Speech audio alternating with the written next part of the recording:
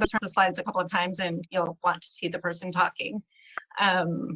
We'll have everybody muted during the presentation, but you can put your questions in the chat box. And if you called in on a landline, we can't mute you. So please mute yourself so we don't have background noise. So before we dive right into the meeting, I'd like to take a moment to acknowledge our connections to the land and the people here. The Mid-Columbia region is within the traditional and ancestral lands of several Treaty tribes: the Yakama, Warm Springs, Umatilla, Nez Perce, and Colville. We thank the tribes for being the original stewards and protectors of these lands and for continuing this role in the present day. We acknowledge the many wrongs that have been done to tribal people, and we celebrate the resilience and perseverance of the tribes and tribal members. I'd also like to give a big thank you to our board of directors, many of whom are here tonight. The board is the governing body of our organization, and they're volunteers who help lead and guide our work. This picture, another thing with GoToMeeting is you can drag that bar around so you can get the pictures bigger or smaller. With the board members here in this picture, on the left is Lynn Hatcher. The tall person in the back is Pat Conley, who rotated off our board this winter. Sherry Penny next in the red. Glenn Miller in the back. Bill Mast. Hi, Bill, I know you're here. Mark Harvey and Dave Baute. And then not pictured is John Easterbrooks, who's new to our board last year, and we're super glad to have him. We also want to recognize our many partners that are here tonight. So raise your hand if you're one of us. We know you're here. Yay! All of our projects are possible only because of our partnerships and the work of our partners. You make our work happen, and it's absolutely critical to making salmon recovery happen. And we didn't find logos for everyone, but here's a sampling of some of our partners. I'd also like to introduce our year-round staff to you, many of whom will be speaking tonight. On the upper left-hand corner is Rebecca Wassel, our Yakama Basin Program Director. Next to her is Rhonda Starling, our bookkeeper. And then Emily Smith, our Education and Intern and Bull Trout Coordinator. And then on the upper right in the boat is Connor Parrish, our Project Manager. Peeking in on the bottom left from the meadow, her favorite place, Katrina Strathman, Project Manager and Restoration Ecologist. That's Landon Schaefer, our Stewardship Coordinator with his dog. Merritt Mitchell-Waji, our Lower Yakama Project Manager, and myself on the lower right. We also have seasonal staff that work so hard, and pictured here on the upper left, the two folks, Kelsey Martin and Atsidi Salazar, are the Bull Trout Task Force, dynamic and amazing duo. Next over is Marissa Louie with her horse. And Marissa was a Washington Conservation Corps, AmeriCorps individual placement that worked for us for 11 months doing all sorts of amazing work. She's finished her term with us, and to her right, so the upper right there, is Allison Joy, who will be starting that same position in just a few weeks, and we're excited to have her. Down on the bottom left, going from left to right, Aaron Balagot, Carson Brisky, and Claire De La Verne are our restoration technician crew, and they do a tremendous amount of work for us. And Aaron and Carson are getting ready to start their umpteenth season with us in just a few weeks. And then the two gals on the far right are Tanya Mori and Kirsten Walterstorff, who are worked for us last summer as a vegetation crew on the Cottonwood Forest Assessment.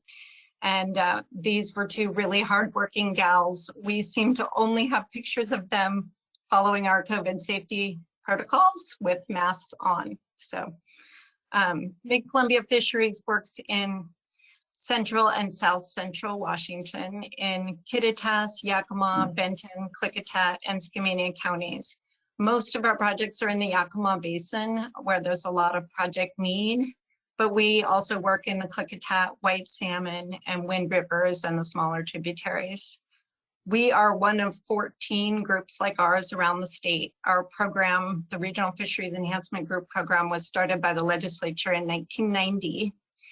And in response to declining salmon runs and in an idea to get communities involved in salmon, in boosting salmon runs. Salmon recovery wasn't really a thing at that time. In those 30 years, the groups individually together have accomplished a tremendous amount with support of partners and with grants and with thousands of volunteers helping us, people just like yourselves. So thank you. What do we do? Well, I think a lot of you already know what we do. We do restoration, community involvement and education, and scientific monitoring and data collection. So we'll jump right into what we do. This last year has been a challenging one for everyone, of course, and Mid-Columbia Fisheries was fortunate enough to be able to getting some echoing. Try this again. We were lucky to be able to continue. Muted. Unmuted. How's the sound? We're still here. It's okay. With safety adaptions, we were able to get a lot of our projects done. And I'm going to turn it over to Emily Smith to get started in telling you about some of our recent work. Thanks, Emily. So I'm Emily. Can you hear me okay, Margaret? Perfect. Yep. So I'm Emily, the intern and education coordinator. And so Mid-Columbia has a summer internship program that aims to get college-age people exposed to fieldwork and fisheries restoration. But with COVID, we had to scale some back our summer projects, but we were still able to hire 5 amazing summer volunteer interns this year. We had Ella, Sequali, Emily, Sam, and Anna, and they really helped conquer our COVID summer. And we were still able to do 1,100 hours of volunteer work through those interns. And then also one of the hats I wear is the education coordinator.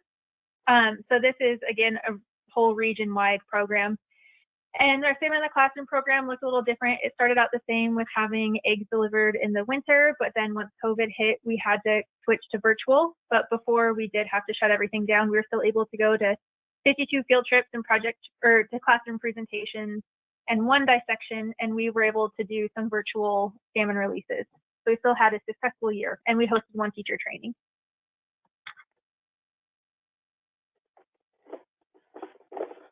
Well, thanks, Emily. I'm excited to talk about another educational initiative that we've just really gotten started, and it's really through the efforts of the Yakama Nation Fisheries Program and the Yakama Nation Tribal School.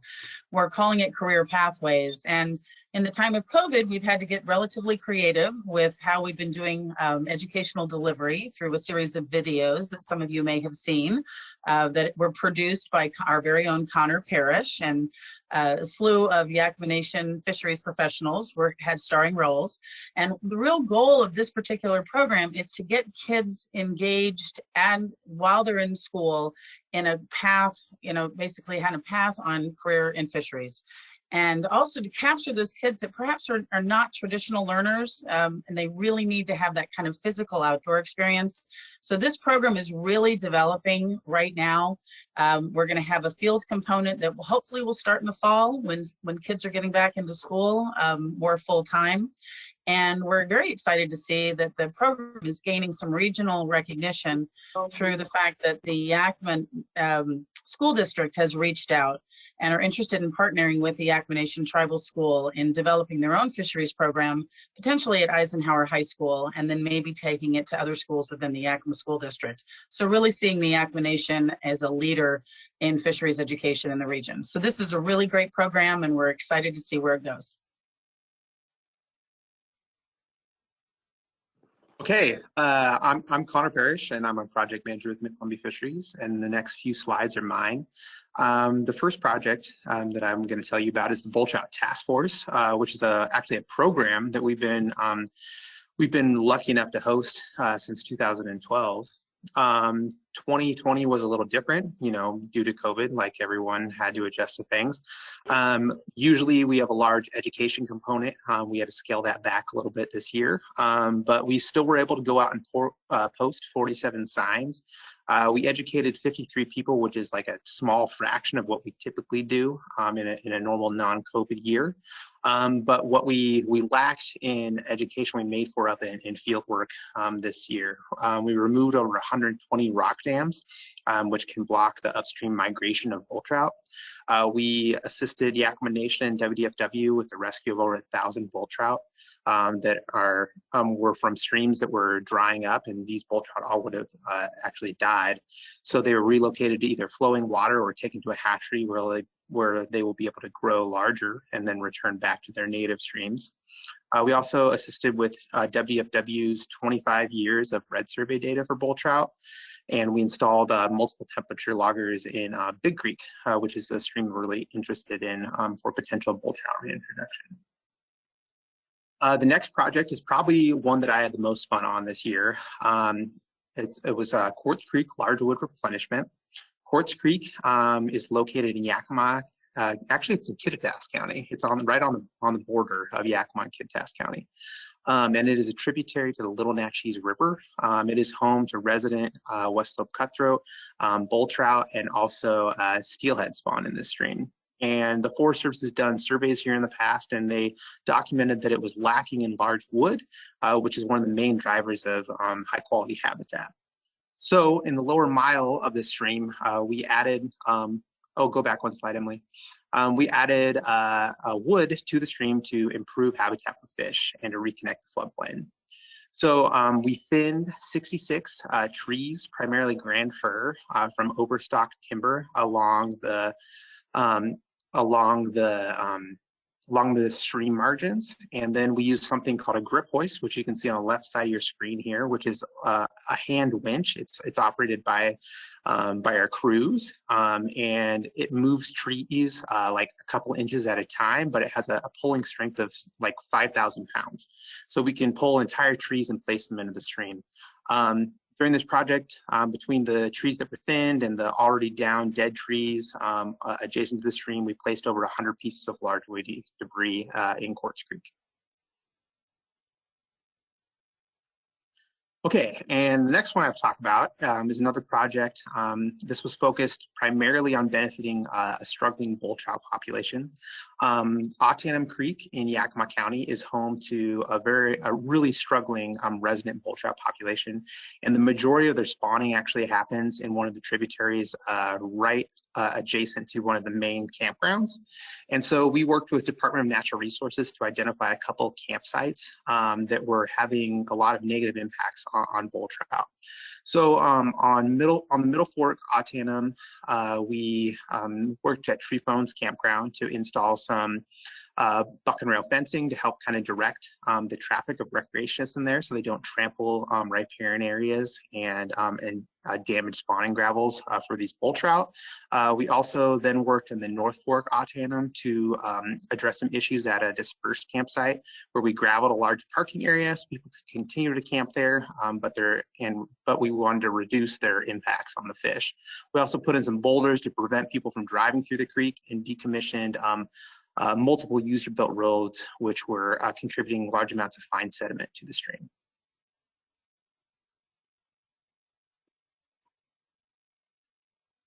You'll notice that we get pretty excited about the floodplain restoration work. And again, I'm Becca Waffle, and I direct our Yakama Basin work. And the reason for that is when we look towards predictions in changing climate and what we can do to help make salmon populations more resilient to those predicted changes, the restoration of our floodplains, the reconnection of our floodplains with the streams that run through them really comes out as our highest priority and our strongest tool in most analyses.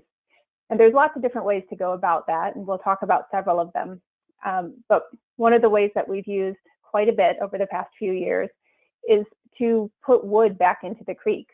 We know wood has been taken out through land management over the past century or so, and we're often able to find forests that would benefit from thinning or areas that were being cleared for development and utilize the wood that comes off that land to put in stream to help reconnect a river with its floodplain. We've just finished the second year of doing that work on the Inuoye Community Forest in the North Fork Inuoye River in Kittitas County. And in partnership with the YAKAMA Nation, we've treated 4 miles of stream now with more than 2,000 pieces of wood. And if, like my neighbor, you're thinking, why would you do that? Well, the answer is that wood in stream helps to form pools, trap gravels, and raise the elevation of the bed so that during floods, water spreads and flows over the floodplain, decreasing the scour in stream and storing more water for later in the season. So we're very excited to be able to do that work in multiple places. And I'll tell you a little bit more about what we've got planned when we get to that part of the presentation. Thanks, Becca. I'm Katrina, and I'm a restoration ecologist working largely on floodplain and riparian restoration, and that was a great setup for the first project that I want to tell you about. So this project, it's located in Kittitas County, but it's really related to challenges, as Becca described, that affect much of the Yakama River in our basin. Together with our partners, the Yakama Nation, who is also doing similar work on the Wapato reach of the Yakama, we're assessing the condition and regeneration of cottonwood forests on a 30-mile reach of the river that you can see in this map. It's the lower portion of Kittitas County, where riparian forests are impacted by forest removal for agriculture and residential development, by grazing, both current and historic grazing, and by flows that have been modified for dam management.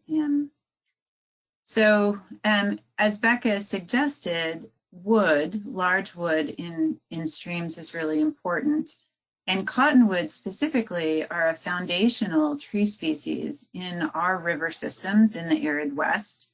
They're critical as part of the food web. They provide aquatic habitat to fish.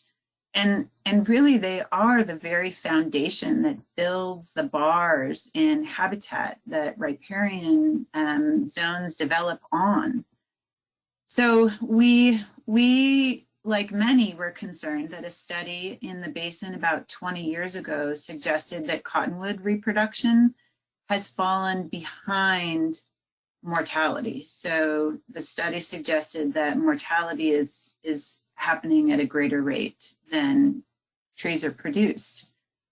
So we developed and partnered, as I said, with the Yakama Nation to try to understand the current status of forests and to identify opportunities for stand regeneration.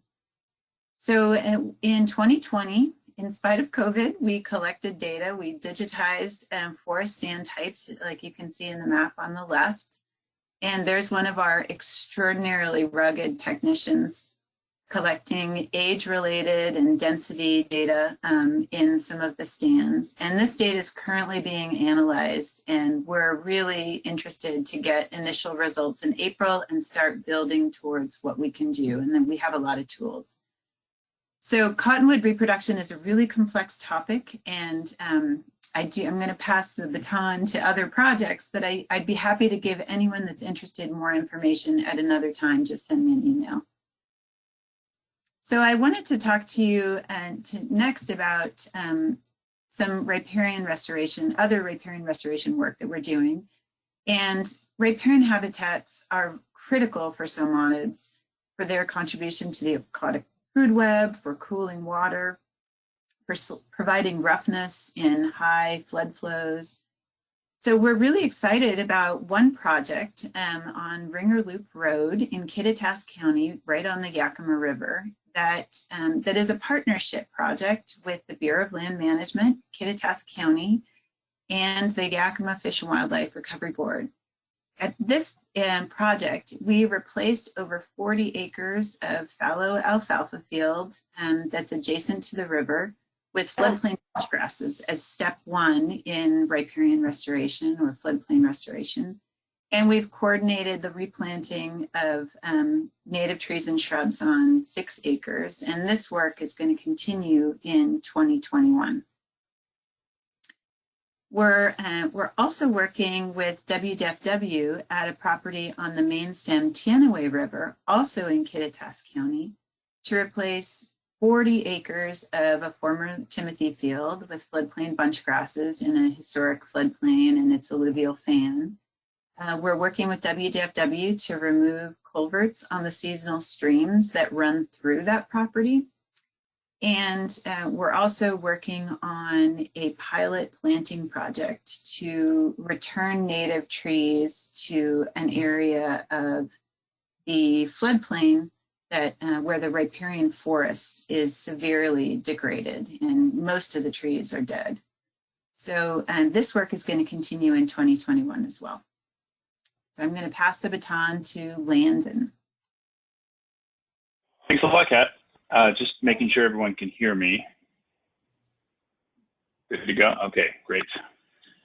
The last riparian restoration project that we're going to talk about today is the Wilson Creek at River Mile 3.5 project. This is a collaborative effort between the Kittitas County Conservation District and Mid-Columbia Fisheries. And it represents a really awesome opportunity to get riparian vegetation established along historical agricultural land use. Last fall, our crews, along with the Conservation District crews, a WCC or Washington Conservation Corps, and actually some of our Bull Trout Task Force crew all got together and planted 2,500 native trees and shrubs along a half-mile reach of Wilson Creek, starting the process of restoring 5 acres of floodplain. Probably noticed this black zipper-looking thing in the middle of the screen. That's the way that we're going about suppressing weeds throughout the duration of this project. We laid down landscaping fabric and planted tiny little plugs into that black fabric in the middle of that upland slope. And then you'll notice right next to the creek, there's actually little areas that are covered with plastic. We live stake those or put dogwood and willow stakes into those areas so we could suppress the regional grass that is bound to grow up while also getting some good vegetation along the banks. Once everything is all said and done here, oh, actually, yeah, you're right, Emily, let's go on. The next thing I'd like to do is just give a shout out to our restoration crew that we've had over the last few years that I've been here, but the crew that we had last year was especially special. Aaron Balagot was the crew lead. He's on the far left. Carson Brisky is helping him with the grip hoist there at Quartz Creek during that photo. And then Clarissa De Laverne, who won't be coming back this year because she got another job with the U.S. Forest Service. They were a wonderful crew. They are imperative to the work that we do in ensuring that our projects are successful after we implement them. So thanks to all of you. I'm really looking forward to this year too. The next thing I want to talk about is the fantastic work that our volunteers accomplished last year. Despite many of the challenges that 2020 presented, Mid-Columbia Fisheries volunteers were still able to make huge strides towards some of our local restoration goals. In 2020, these folks donated nearly 2,500 hours of their time to install 2,000 native plants and provide stewardship support on 243 acres of riparian habitat. The Mid-Columbia Fisheries Volunteer Program provides many opportunities for local community members to get involved in restoration efforts. And 2 of the main aspects of our volunteer program are the Ellensburg Adopt-A-Stream and Backyard Buffer programs. Our Adopt-A-Stream program is a fantastic opportunity for community volunteers to get together and help keep our local waterways free of trash and provide valuable stewardship to the restoration efforts that we've done within the Ellensburg city limits. During the last full year that we did the program in 2019, volunteers removed 850 pounds of trash from approximately 5.5 miles of the Ellensburg area urban streams. And they also helped us to identify the backyard buffer locations that we planted in 2020. Now, the backyard buffer program, it focuses on private and public land that would benefit from the addition of native vegetation. In 2020, volunteers helped support Mid-Columbia Fisheries' effort to plant native trees and shrubs at 4 different locations in Ellensburg. 3 of these are pictured here. They're located on Wilson Creek on the Central Washington University campus. And these sites actually represent an ongoing partnership between the school and Mid-Columbia Fisheries to improve riparian buffers along their streams and also increase the quantity of native vegetation that they use in their landscaping.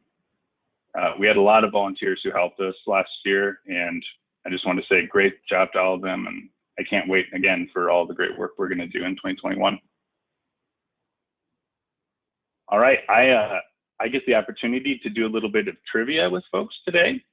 So you'll notice at the top right hand of your screen, there's a tiny little word bubble that's a chat box.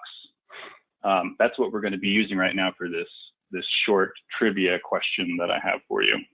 The first person who answers this trivia question correctly in that chat box, prepare your chat boxes now, will win a Mid-Columbia Fisheries sticker. Very cool. All right, I hope everyone's ready because I'm going to ask the question now. What came first, the lamprey or the eel? Maybe a few moments. I want to see what everyone's answer is. Could you do a little Jeopardy music for us, Landon? Oh yeah.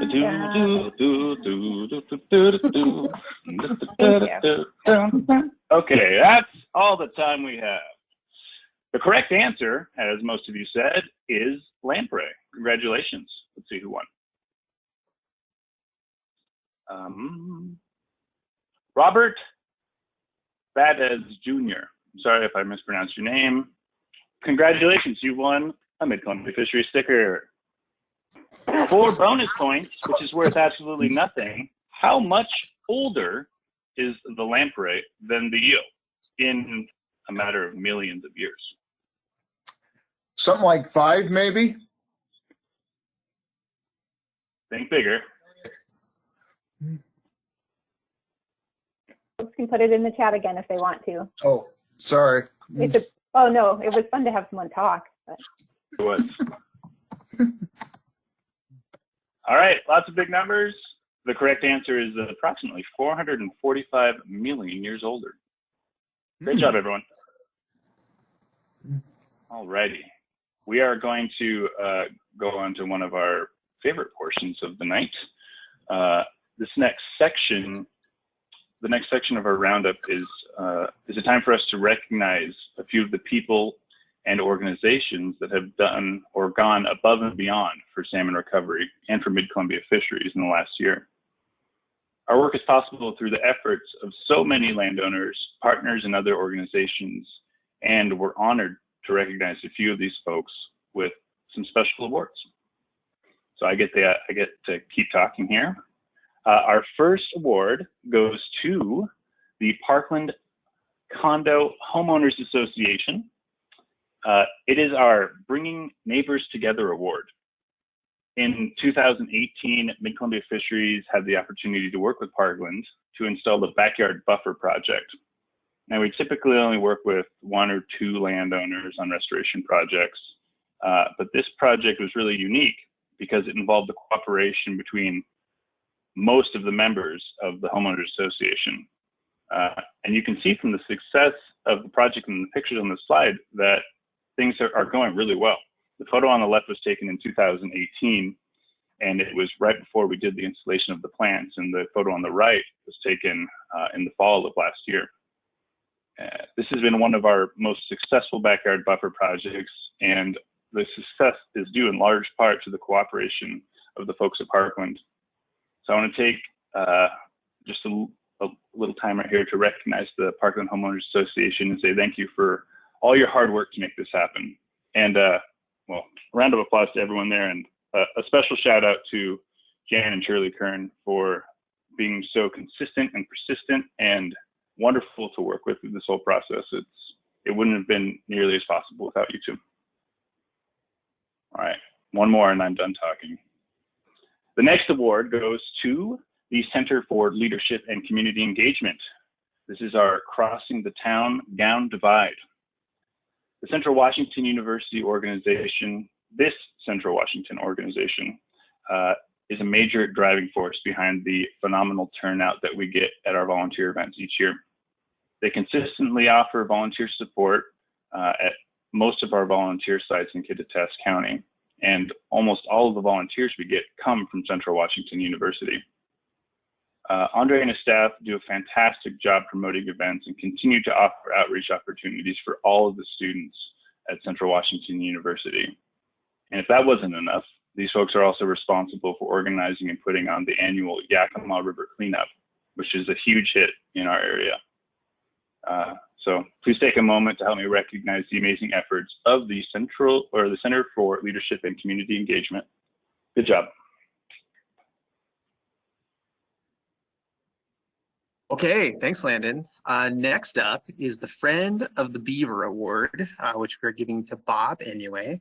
Bob and Carol Inuoye own an amazing piece of property in Yakama County that is on Rattlesnake Creek, and they have done a fantastic job of promoting the stewardship of that land for fish and wildlife. And they actually applied for and received their own funding to put a side channel through their property.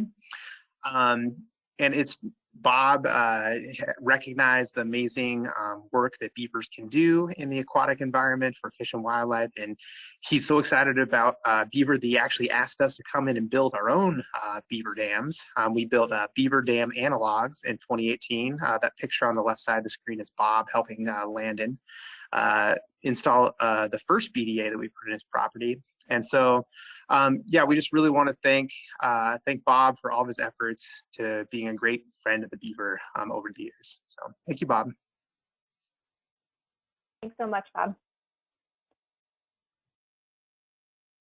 Hi, this is Margaret, and our next award is the There When We Need You Award, and it's such an honor to present this to Sherry Penny, our board member, who is there when we need her. Sherry joined our board in 2014. She came to us with years of experience beyond her career. She had volunteered in water quality testing, served as a conservation district supervisor for many years, and served on a lead entity citizens committee for a decade, and probably a whole lot of other things. So she was ready to hit the ground running, and she's always been willing to go the extra mile. She became our representative to the Regional Fishery Coalition, the group that coordinates the 14 regional fisheries enhancement groups. And in 2019, that group lost its leader, and Sherry stepped up to be the president and guided that somewhat unwieldy coalition through a reorganization during the pandemic, and did a great job. And that coalition is functioning great. The reorganization is super successful, and it's really strengthened from all of that work. So great job, Sherry. We're so grateful. Thank you.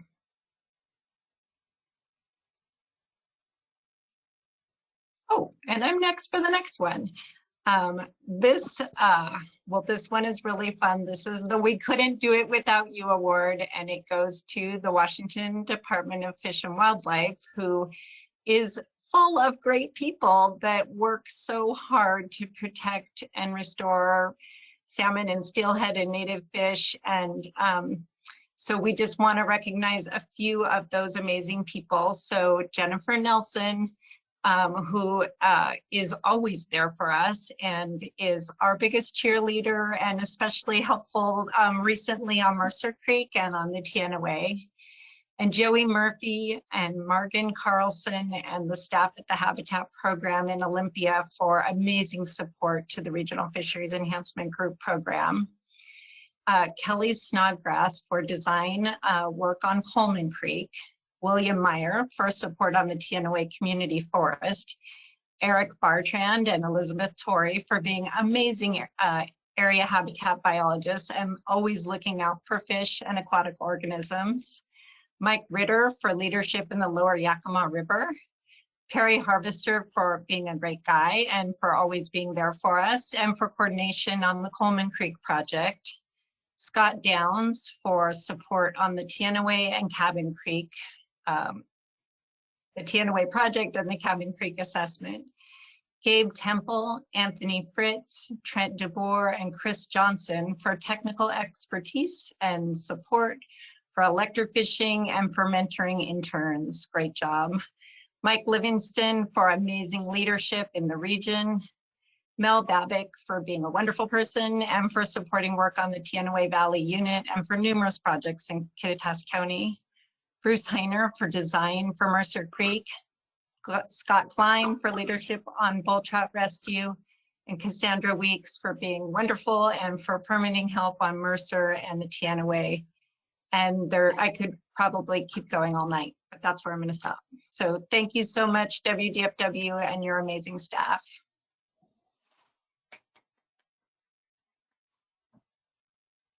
Thanks, Margaret.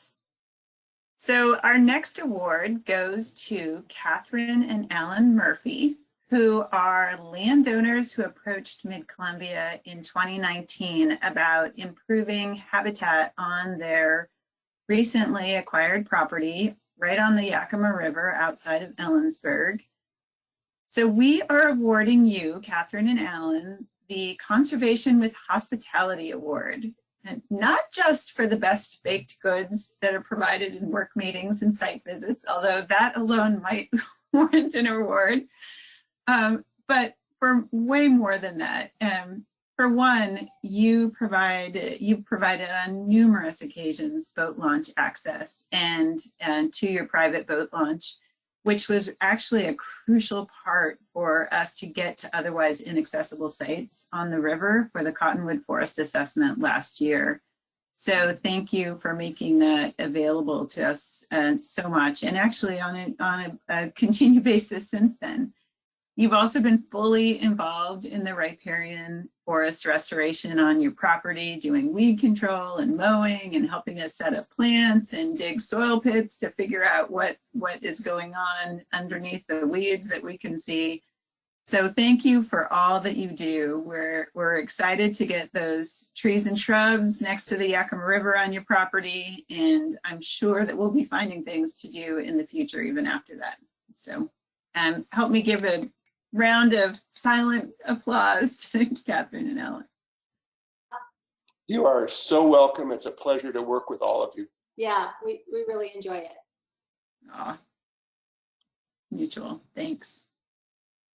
So the next award that I am excited to present, it goes to Kittitas County, and specifically to folks in the Public Works Department, Mark Cook, the director, Arden Thomas, the Water Resources Manager, and Cameron Curtis, a draft engineer.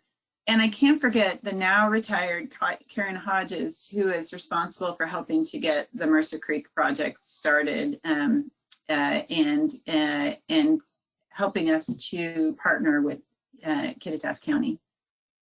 So under the direction of elected county commissioners, we're really grateful to Kittitas County for providing your expertise and your resources on the Ringer Loop restoration project that I showed you a little bit earlier, on that Mercer Creek restoration that I'll tell the rest of the folks at this gathering about in a little bit.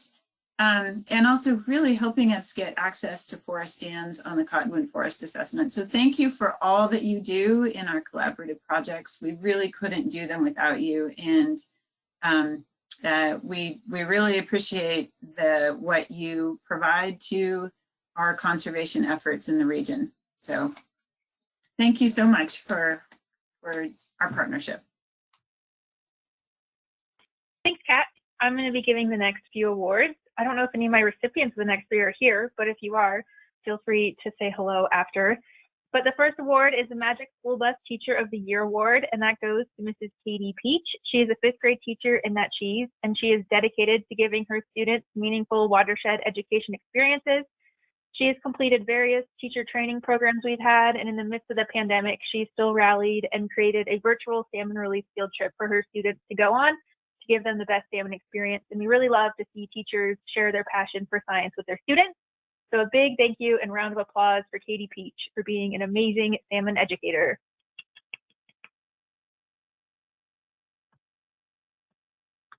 The next award goes to Samantha Darling, and that is the Above and Beyond Award. Samantha was an intern this summer. She came in with a heap of knowledge and talent. She helped tremendously in our cotton forest assessment. Sam dedicated an extra 100 hours extra to her internship just so we could have her knowledge and resources on that assessment. And we really couldn't have as smooth of a summer we did without our interns, but especially Sam. She really went above and beyond this year. But she lives on the East Coast now, so it is late for her, so she could not make it. But a big round of applause for Sam. The next award is the Amazing Elvins and Fabulous Fry Award, and it goes to Tiffany Bishop. Tiffany is the director of the Yakama Basin Environmental Education Program. Tiffany is the queen of salmon in the classroom. She is partnered with us on so many different education aspects with our teacher trainings. The Salmon in the Classroom organizes all of our egg deliveries, and she just has a wealth of knowledge that she does not hesitate to share when we need help. And we really just couldn't do all of our education stuff without Tiffany. She really is fabulous, and we're so happy to have her. So a big round of applause again for Tiffany Bishop.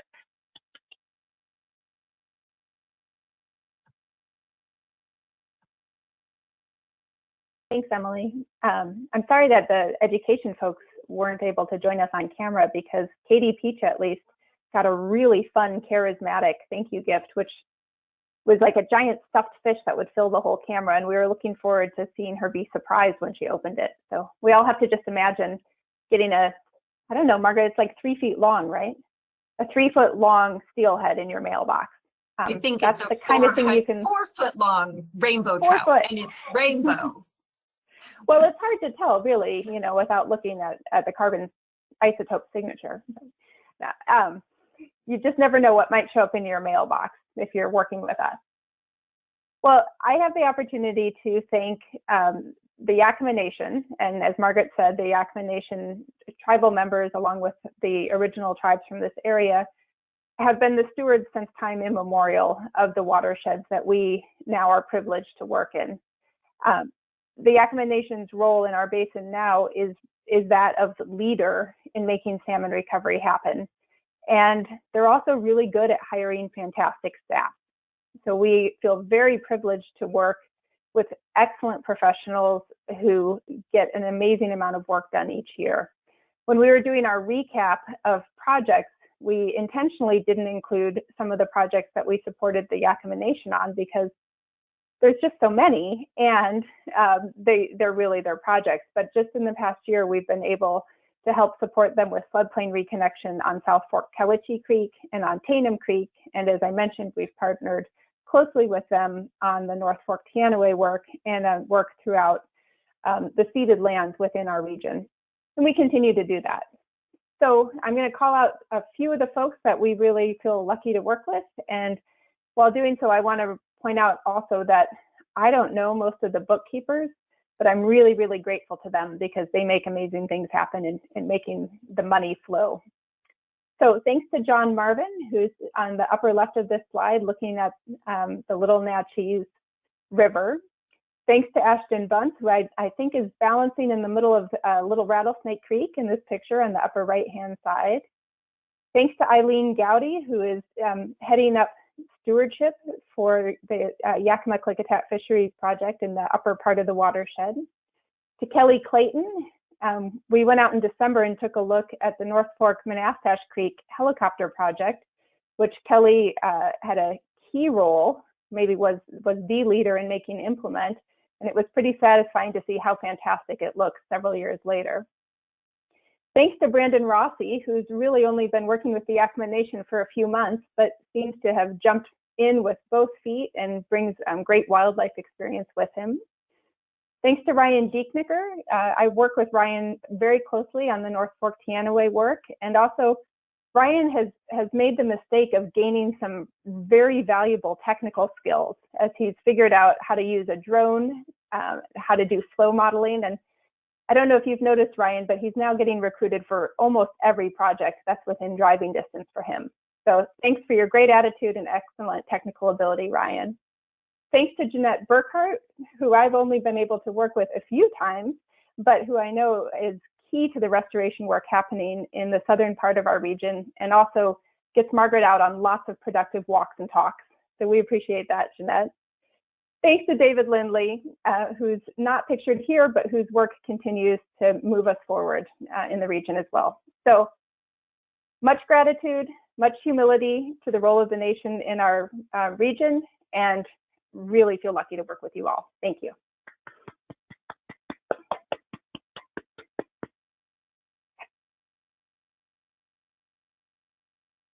The other folks who are very fun to work with and who come in at sort of the later stages of the project are the volunteers with the Upper Yakama Headwaters Trout Unlimited chapter.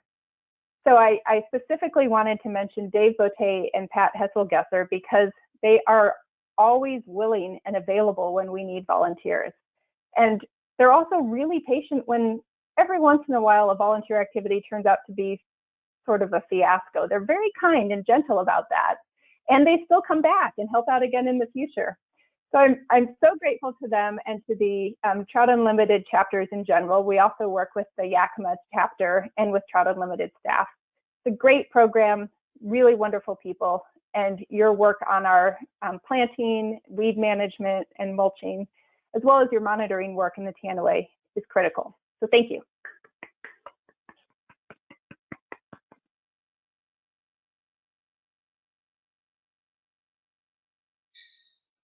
Oh, yeah, I forgot about this one. So we learned 2 weeks ago that Connor Parrish and his partner Ashton Bunce are moving to Montana. And we have been so incredibly grateful to have Connor's work with us for the past 3 years, or is it 4? Anyway, it's been a valuable amount of time. So in this picture, you see Connor jumping into helping out on that North Fork Monastash helicopter wood project that I mentioned. And I thought about giving you the Finest in Field Fashion Award, Connor, because this is really a heck of a get up that you've got going on here. But I think I borrowed that vest from you. Oh, I know. Well, okay, so maybe I deserve the award. But in any case, we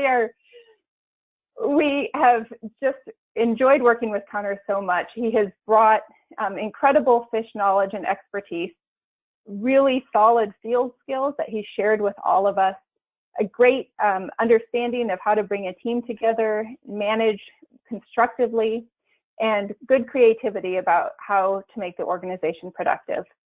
We're so very grateful for your work. We will miss you so much.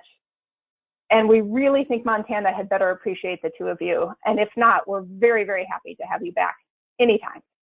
So, thank you so much. Thank you very much. Thank you, Becca. Thanks, Becca.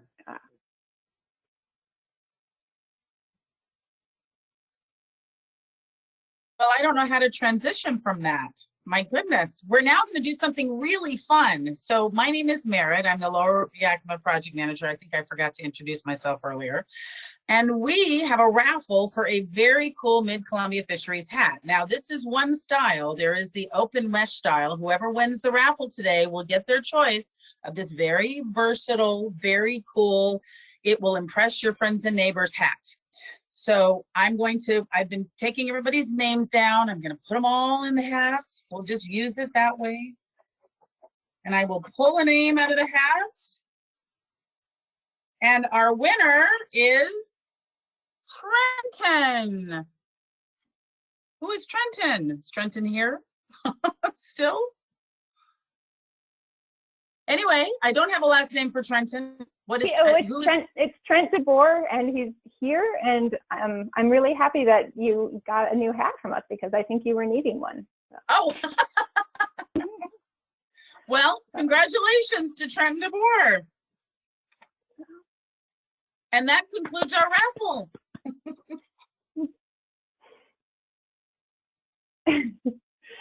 Okay, now there's a little bit of infighting in the WDFW shop about the hats.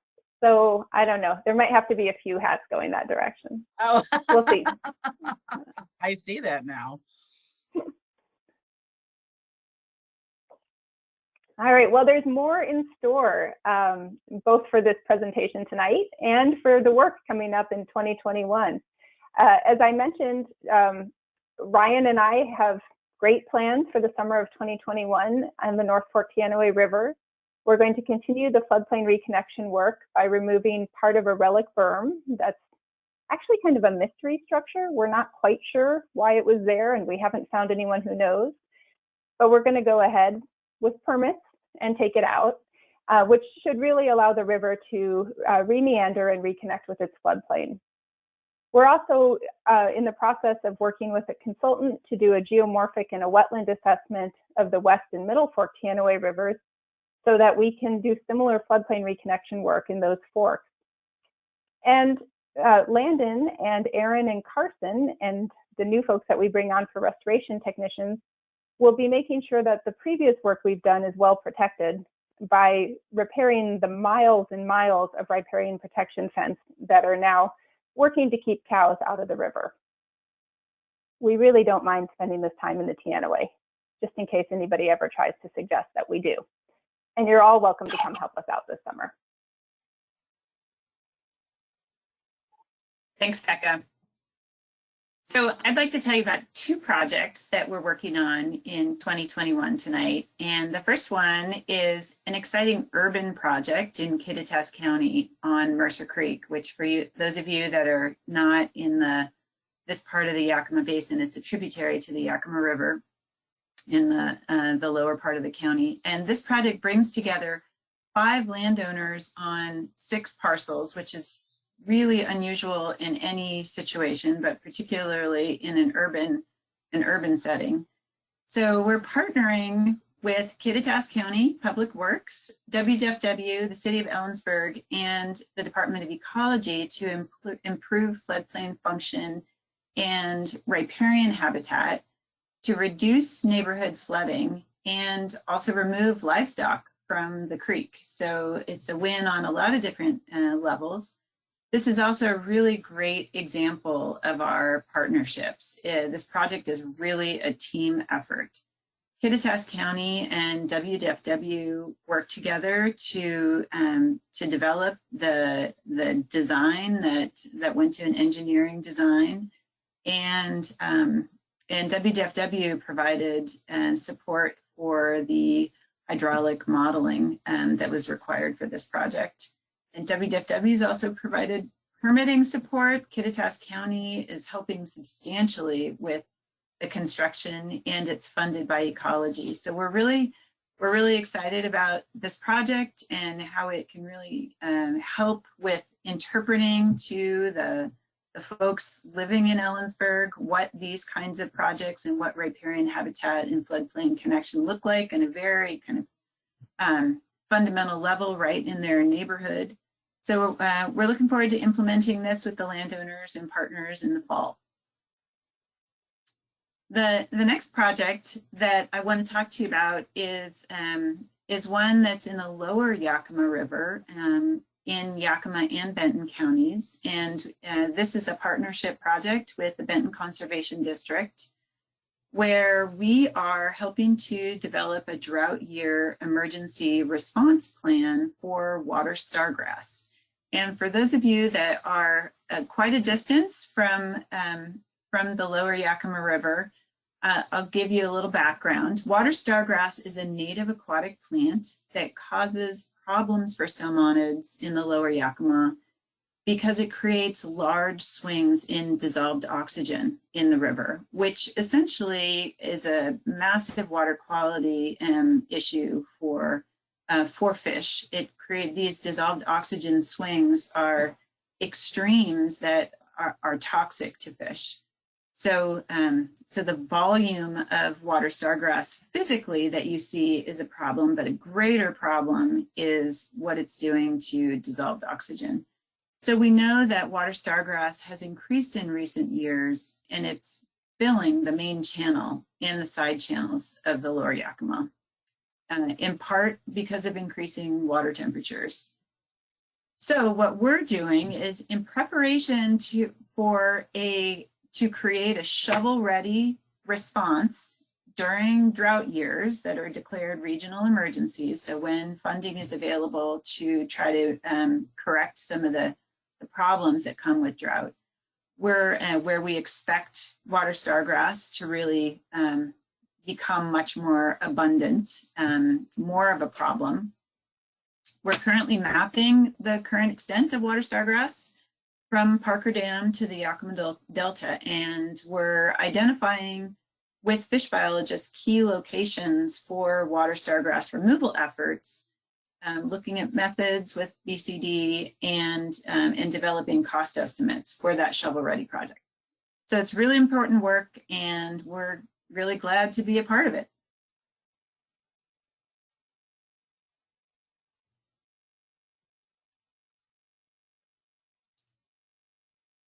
You're muted, Merritt. I know, Merritt, you get the first You're Muted award of the night. Oh my goodness. Well, there it is. Well, I was thanking Pat for teeing this this partnership conversation up so greatly.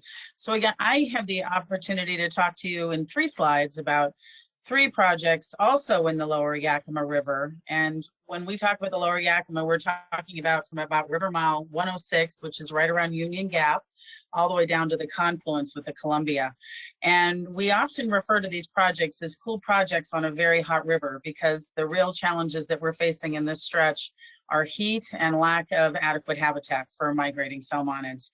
But we couldn't do this without all of our wonderful partners. So the first project I want to talk to you about is what has historically been called the Bateman Island Project, but is now titled the Yakama River Delta 1135 Restoration Project. And this particular project is a collaborative effort currently in a Corps of Engineers led study phase as a part of its 1135 program for environmental restoration. It began in 2018. It should be completed with an identified preferred alternative. The study will be by the end of this year, early into next year. And the study is focusing on the thermal and physical barriers. We have an earthen causeway. You may be able to see it in the photo here, outlined sort of in yellow, that's causing flow problems around Bateman Island, creating incredibly hot water conditions that allow for non-native species to be able to dine on little baby smolts heading out to the open ocean. We have cultural resource impacts that are of great concern, and we are engaged with a variety of stakeholders led by the Washington Department of Fish and Wildlife, representing local interests, natural resources, specialists, and regional tribes, all wanting to make sure that we can get issues addressed here at the Yakama Delta, because if we don't, we have tremendous impacts to projects already underway upriver. The project itself is slated for completion in 2025 if everything continues to move forward as we're anticipating. Next slide. We also are working, again, that continued theme of cool projects on a hot river, in that we're developing projects to enhance cool water that we and partners, including the Yakama Nation and Benton Conservation District, have identified in the lower river. We have a pilot cool water refuge project at River Mile 25. And thus far, we've had tremendously promising results of cooler water after restoration efforts. We've developed an alcove there, and we're continuing to monitor that. And we've just installed some new fish monitoring equipment in February to see what fish may be utilizing this alcove that was created in this project. We're also in the final stretch of a partnership with the Benton Conservation District for the conceptual design with the guidance of a technical advisory group. Some of you are on that group, at 2 additional downstream sites at River Mile 2.5 and 4.9, which are just immediately above the Yakama Delta. They have interesting cool water returns and habitat enhancement opportunities as well. And all of these projects are incredibly promising. And when we string them together, we give salmon sort of, I term them important rest stops on their way to their spawning grounds. And finally, we have a really fun project that's taking shape immediately across the river from Bateman Island on the Franklin County side at Chiawana Park. Chiawana Park is owned by the U.S. Army Corps of Engineers, but it's leased to the city of Pasco. And we are planning a half-acre demonstration project on the shores. You can sort of see in the picture here, we have a couple of little yellow areas that we were eyeing for this very small demonstration project. But the idea of this particular project, with the support of the city of Pasco and all of these partners that we have listed on the slide here, is to develop a site where we can have equity-driven outreach, really focus on the cultural connection of our tribal partners to these types of landscapes, to riparian zones and the river in general, and kickstart additional backyard buffer projects in the region, because we have homeowners that live up and down the shores of the Columbia, and this is the Columbia River at this point, who we think can be encouraged to install backyard buffer programs. So a lot of activity going on Lower River, and that's it. Thanks. Thanks, Mary. The next project we're going to talk about brings us back up to Kittitas County, and it's on the Yakama River. This is the Upper Yakama Riparian Restoration Project. We had a chance to meet its landowners earlier, Catherine and Alan. Thanks again. This is an effort to restore a section of riparian forest along Yakama River Mile 160. We're currently working to finalize our restoration plan and intend to implement this work in the fall of this year. Beginning probably in late September, our restoration crew will go out and install approximately 2,000 native trees and shrubs along the river. That will be followed by the installation of livestock fencing that you see around the middle of this map here to help keep any potential grazing issues from reaching the newly planted plants. Once we finish this project and complete 2 or 3 years of stewardship, this project will have restored 25 acres of, or restored and protected 25 acres of riparian forest along the Yakama River. The last project that I get to talk about today is the Coleman Coho Acclimation Pond Project. This is a habitat enhancement and coho acclimation project that involves multiple agencies, including the Department of Fish and Wildlife, the Yakama Nation, and the Kittitas County Conservation District. And its purpose with establishing an acclimation pond for Yakama Nation hatchery juvenile coho, and with improving in-stream and riparian habitat along 1,500 feet of Coleman Creek. Once we complete this project, we expect 50 to 70,000 coho to be acclimated annually at this project site, and it should be implemented by the end of September of this year. Okay, so if any of you are familiar with this work or do any of the kind of work that we're talking about today, there might come a time when you're using a grip hoist to pull trees into the stream or carrying trees into the stream, and you might be like Landon in that photo and thinking, isn't there like a little furry rodent that can do a really good job of this work and we might not have to work so hard? Anyway, so what I basically want to update you guys on is that we're trying to get our beaver reestablishment program going throughout our region. And in the last year, Mid-Columbia Fisheries received a grant to support assessment, beaver dam analogs, and beaver relocation in the Klickitat lead entity area, which we're really excited to get some beaver relocation work going on down there. And this is a collaboration between Mid-Columbia Fisheries, Yakama Nation, and the Mount Adams Resource Stewards.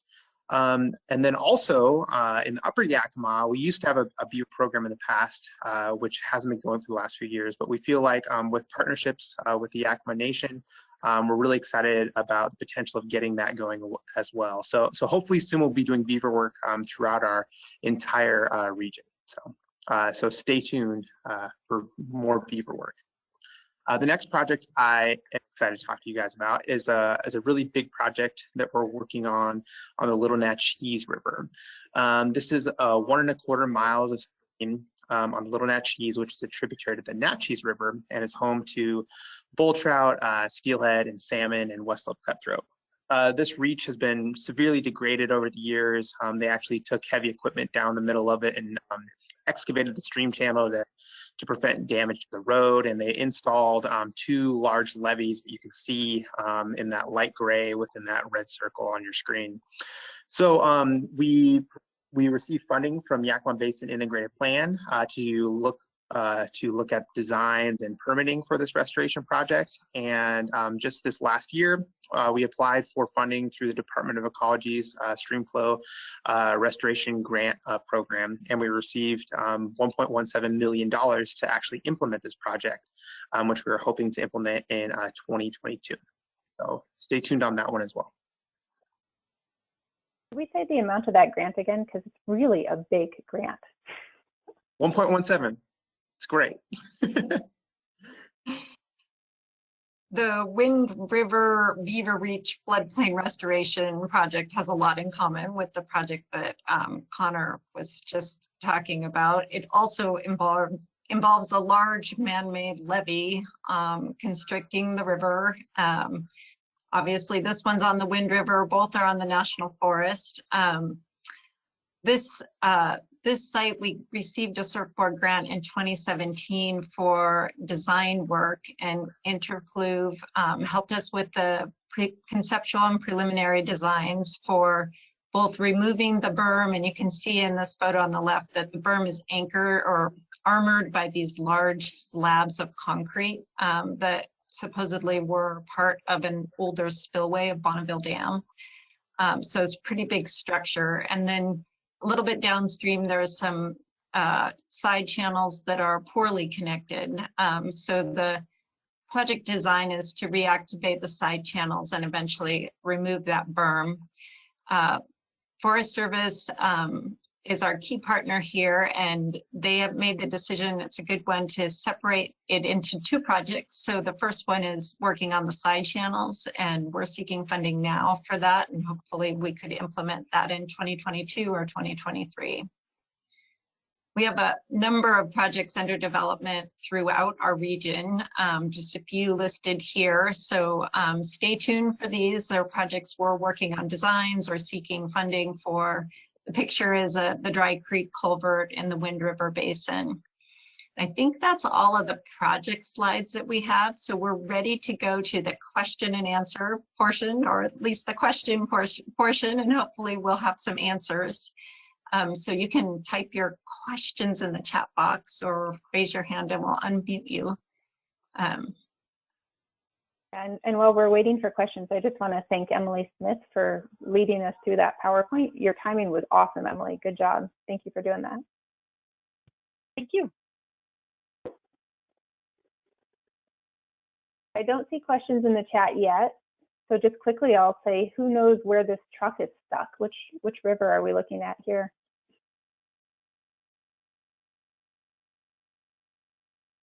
Good job, Brian.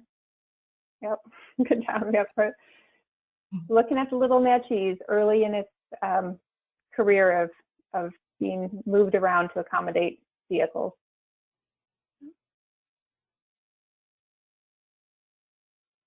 Yes, you may have a sticker.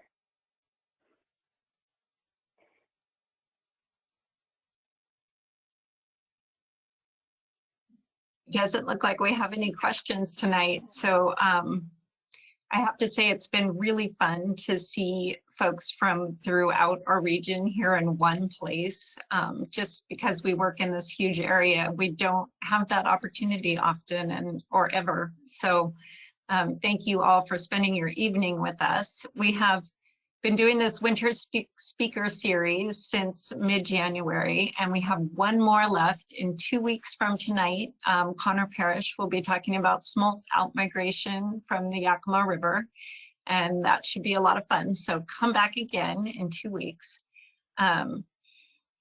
Connor and others have also been making some videos of our projects. We were afraid to try to include any videos tonight because it seems sketchy with the technology, but we have a bunch of videos on our YouTube channel. So go to YouTube, put our name in the chat, in the search box, and you'll be able to have some fun watching videos of our projects.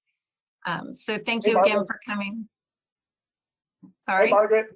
Harry Harvester. I just wanted to say that we're very honored to be recognized with the award, and I just wanted to pass along Mike Livingston's appreciation for receiving the award, along with Margan Carlson, who couldn't join us tonight for prior commitments. So Margan is our director of the Habitat Program, for those of you that don't know, and Mike Livingston is our regional director.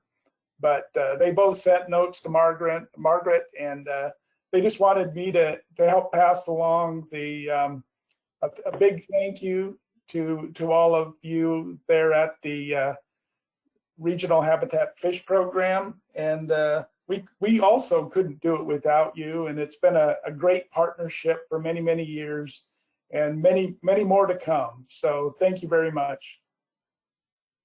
Thanks, Perry. Thanks, Perry. Yeah, thanks, Perry. You guys are very deserving of that award, and we really appreciate the partnership.